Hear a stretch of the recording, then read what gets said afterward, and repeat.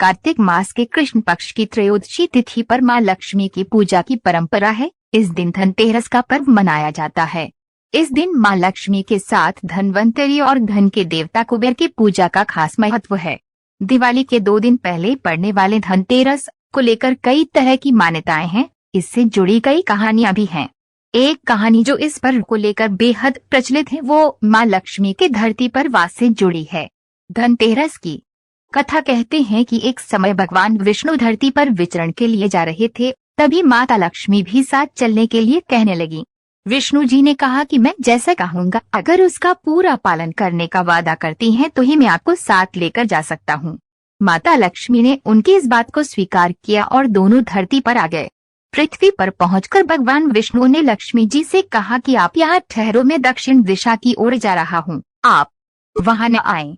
माता वहीं ठहर गई, लेकिन कुछ समय बाद उनके मन में कौतूहल होने लगा कि आखिर दक्षिण दिशा में ऐसा क्या है कि प्रभु मुझे वहाँ साथ नहीं लेकर गए।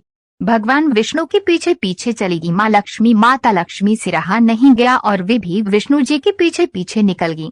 माँ को रास्ते में सरसों का खेत मिला। खेत में खूबसूरत सरसों के फूल लगे थे। माँ मोहित हो गई और फूल तोड़कर श्रृंगार करने के बाद आगे बढ़ी।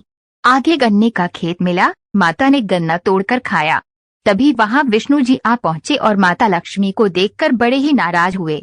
उन्होंने कहा कि तुमने मेरी बात न मानते हुए इस ओर आकर किसान का नुकसान कर अपराध कर डाला है। उन्होंने लक्ष्मी जी को श्राप दिया है कि अब आपको किसान के घर 12 वर्षों तक रहना पड़ेगा। इसके बाद से माँ लक्ष्मी गरीब किसान के घर रहने लगी। किसान के घर ठहरी माता लक्ष्मी किसान के घर रहते हुए एक दिन देवी ने किसान की पत्नी से कहा कि तुम सुबह स्नान करते देवी लक्ष्मी का पूजन करो, फिर रसोई बनाना। ऐसा करने से तुम जो मांगोगी वो मिलेगा। किसान की पत्नी ने देवी की बात मानकर ऐसा ही किया। पूजा के प्रभाव और माँ की कृपा से किसान का घर धन धान्य, रत्न और आभूषणों से भर गया। माता की कृपा से किसान के 12 साल बड़े ही आनंद से कटे। 12 सालों के बाद जब माता लक्ष्मी के जाने की बेला आई तो किसान हटकर बैठा कि वे उसके घर से न जाएं। तब विष्णु भगवान ने कहा कि इन्हें कोई नहीं रोक सकता, ये चंचला हैं। ऐसे शुरू हुई धनतेरस की पूजा। किसान अपनी हट पर अड़ा रहा और माता लक्ष्मी को जाने देने से इनकार करता रहा।